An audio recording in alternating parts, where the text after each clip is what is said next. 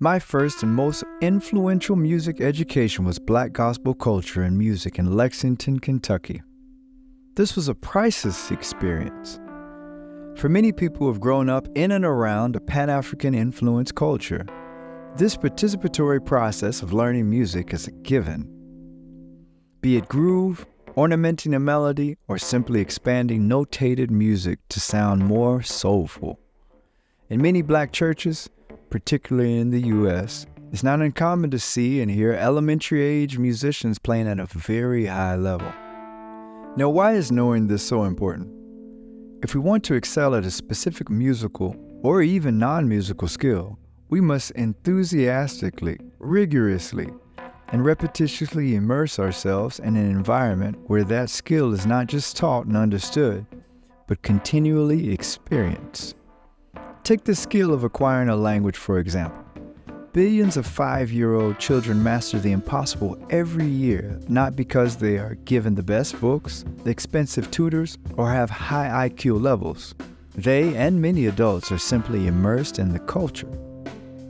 The African American styles of vocalizing, dancing, singing, clapping, and moving are all cultural elements that are at the foundation of countless global styles of music. From blues, rock, pop, jazz, R&B, disco house, Black gospel, neo-soul, and hip-hop to their unquestionable influences on international electronic music, J-pop, C-pop, and K-pop. We'll be covering the foundation of all these styles from a pianist perspective. In doing so, I will frequently refer to this style of learning as the African Influence Method, AIM, a system I've developed over the past 20 years. Every week we'll be practicing and applying this method to each concept we learn from master pianists in this course. The African Influence Method is a system of learning music that emphasizes movement and immersion. The key to the method are these 3 steps: grammar, movement, and immersion. Grammar. In each lesson, you'll see several excerpts of musical ideas from the pianist that we'll be studying that week. We'll ask ourselves questions like, is the idea minor or major?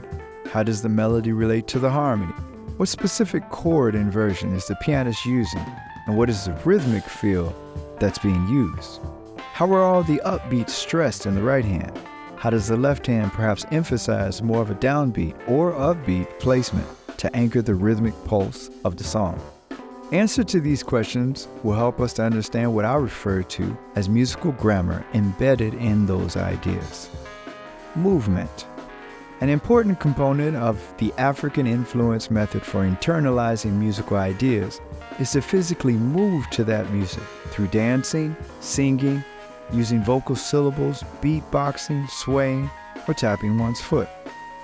An analogy between music and water can be found in African philosophies and traditions. With its flowing rhythms, kinetic energy, and depth of emotion, water is a metaphor for music in these traditions. Music connects us, just as water flows from tributaries to rivers and to oceans.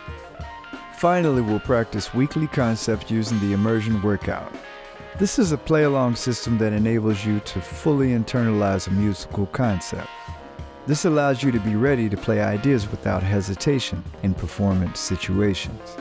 For example, you'll first play 4 measures of each concept, then play 2 measures, and then a single measure. The number of measures per chord diminishes here. The goal is to be immersed in a non-stop musical learning scenario, just like being immersed in learning a new language abroad. The renowned German philosopher Friedrich Nietzsche said, "The person who would learn to fly one day must first learn to stand and walk and run and climb and dance. One cannot fly into flying." What a powerful way to think about immersive play. During the AIM process, we try not to worry about stages of accomplishment. We simply become immersed in a process that keeps our minds and bodies in the now. From this space, negative thoughts fall by the wayside and mistakes become a playful necessity for growth. Through the African Influence Method, we learn to interpret tunes in a session or gig scenario. become more familiar with rhythmically locking in with the beat, and utilize pianistic patterns and styles that can be applied to any genre of music.